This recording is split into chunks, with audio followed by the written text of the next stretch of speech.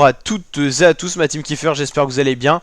Aujourd'hui pour cette nouvelle vidéo, on se retrouve pour le résumé complet de la première semaine de course du Tour de France 2023. Une semaine sur 3, mais c'est déjà 9 étapes qui ont eu lieu avec un départ le samedi et une semaine entière de course avant la journée de repos traditionnelle du lundi. La première étape, c'était un départ à Bilbao. Pour une arrivée à Bilbao, c'était une étape 100% espagnole de 182 km. On a eu le droit à une belle explication entre favoris. On attendait peut-être des punchers comme Alaphilippe et c'était Adam Yates qui a remporté cette première étape en allant chercher donc le premier maillot jaune à la clé devant son frère Simon Yates. Il y a eu une très belle attaque des frères Yates qui ont réussi à faire premier et deuxième. Pogacar pour les leaders faisait 3, Pinot 4ème, c'était un très bon résultat du français, Michael Woods, Victor Lafay, Jane Lay, Skelmose, Vingegaard et Gaudu. Les premiers états de forme ont commencé à apparaître sur cette première étape. Donc étape pour puncher lors d'une première étape, c'est pas forcément commun. L'étape 2, c'était une étape également vallonnée avec le Jack Itzbell, la traditionnelle montée de la Classica San Sebastian. Et ce jour-là, c'est un Français qui a été à l'honneur, c'est Victor Lafay, en forme déjà la veille. Il a été capable d'aller chercher la première victoire française dès la deuxième étape. Et ça a permis à l'équipe Cofidis de renouer la victoire après 15 ans d'absence sur le Tour de France.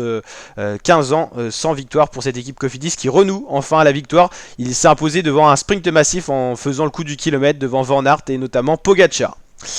Ensuite, l'étape 3 qui était toujours donnée pour le départ en Espagne, mais une arrivée cette fois en France à Bayonne après les 3 étapes espagnoles. On retourne en France avec une étape pour les purs sprinters. Étape 3, donc première étape pour les purs sprinters, c'est Jasper Philipsen pour la Alpecin de Sunning qui a été le plus rapide, le coureur belge.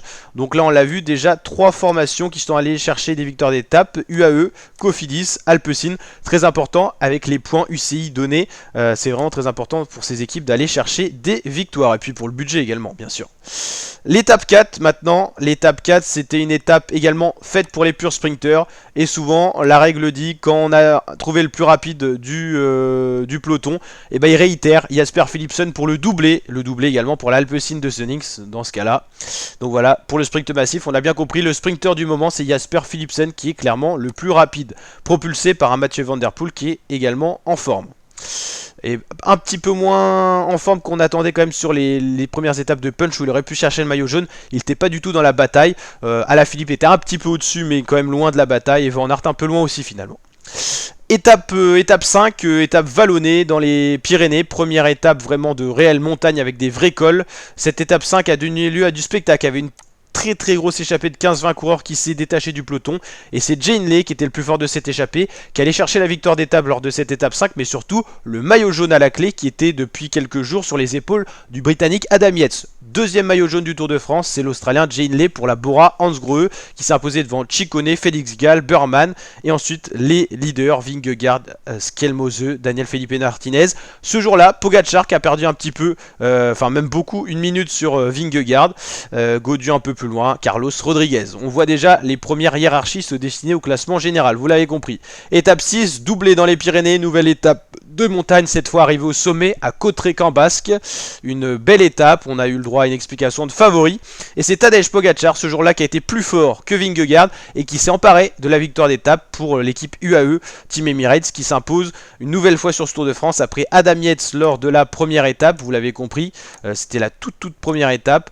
C'est la UAE qui va à nouveau chercher une victoire. Voilà, hop, voilà donc... on a souvent les mêmes formations qui gagnent, hein. L'Alpecin qui a fait le doublé, là on l'a vu, la Bora Hansgrohe qui allait chercher son premier succès, et la UAE avec Pogacar. La hiérarchie au général, Vingegaard, c'est le duo attendu Pogacar-Vingegaard. Pour les leaders, bon là c'était des échappés qu'on retrouve intercalés, mais les leaders on a Jane Lay, Carlos Rodriguez, Simon Adam Yates, Romain Bardet, voilà, Powles, Gaudu, Pidcock, Kuss, Gall, Menches, voilà on retrouve ces coureurs là très en vue pour le général, mais on a bien compris que sûrement pour la gagne ça sera entre Pogacar et Vingegaard, bien qu'on soit pas à l'abri d'une défaillance de ces deux coureurs. Mont-de-Marsan, Bordeaux, sprint massif, vous l'avez compris, le sprinter le plus rapide du peloton c'est Jasper Philipsen, sans grosse surprise, triplé pour Jasper Philipsen et triplé pour la formation Alpecin de Sunnings qui a fait un très bon Tour de France, un très bon début de Tour de France en allant chercher 3 victoires d'étape sur 7 à ce moment là, devant Mark Cavendish, Binyam Grimaille pour les sprinters. Étape 8, c'est Libourne-Limoges. Une nouvelle fois une étape pas forcément pour les purs sprinters, un peu plus vallonnés. Donc voilà, ça a donné lieu à une victoire de Mats Pedersen, ancien champion du monde.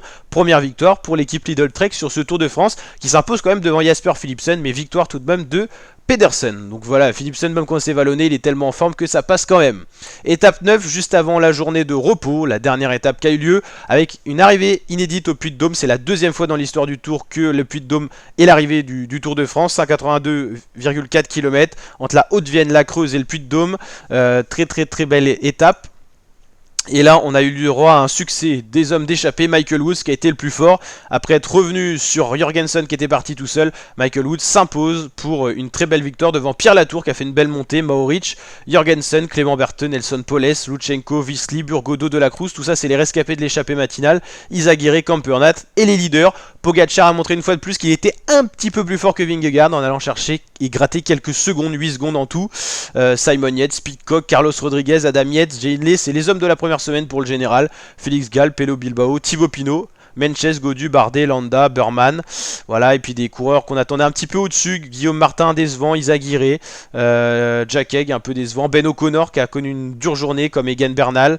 Voilà, on a les premiers coureurs qui montrent leurs faiblesses. Daniel Felipe Martinez, hein. Van Aert qu'on pensait peut-être mieux grimper, Chicone, pas terrible, Aurélien Paré-Pinte, loin également.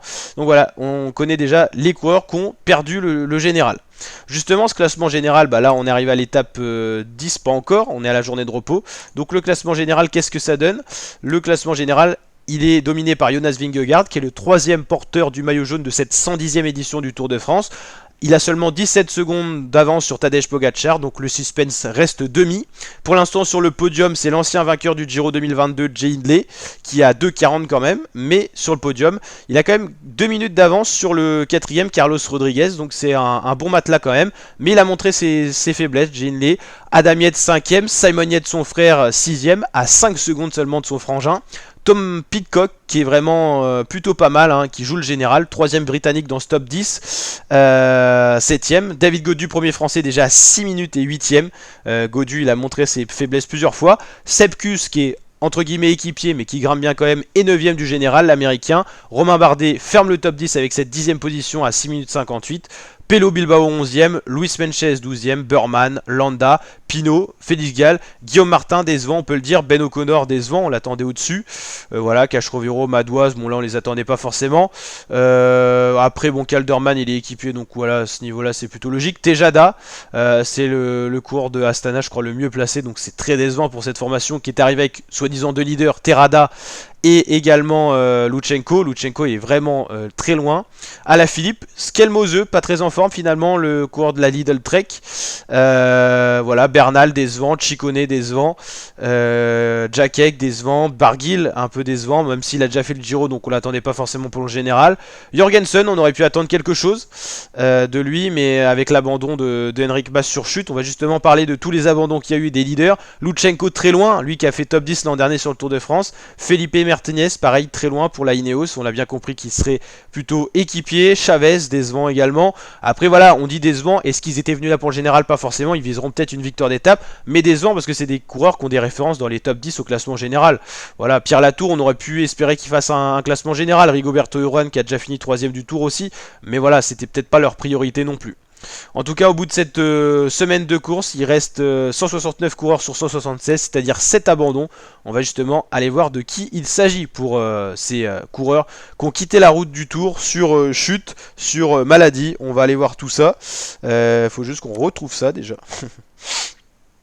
Alors, est-ce qu'on a les abandons?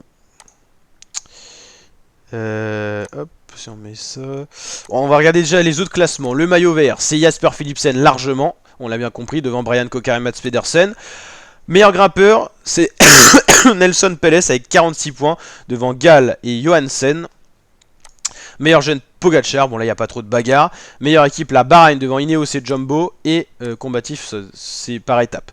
Alors la Bahreïn, justement, meilleure équipe, on va regarder. Parce que, alors là, je suis un petit peu étonné. Bahrain Victorious devant Ineos et Jumbo. Alors Bahrain Victorious, pourtant ils sont pas grand monde, hein. Bilbao, Landa, ah oui, ok. Ah, c'est le temps cumulé des 5 premiers je crois, mais ouais, ok. Surprenant en tout cas. Mais d'accord. Est-ce qu'on peut voir... ah oui, on peut voir les stats de chaque équipe, ok. Mais j'aimerais bien voir les abandons. Bon, je pense qu'on peut taper ça, hein. Abandon, Tour de France 2023. On va avoir une page dédiée à ça. Hop, parfait.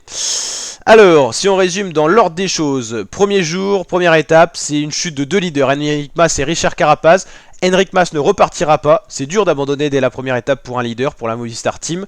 Et dans la deuxième étape, on aura un non partant, c'est Richard Carapaz, vous l'avez compris, qui était tombé la veille. Donc déjà, deux leaders qui quittent la course en deux étapes, en chutant sur la première. Étape 5, c'est Jacopo Guarnieri et Luis Leon Sanchez qui ont quitté la course pour une chute dans le sprint près de l'arrivée.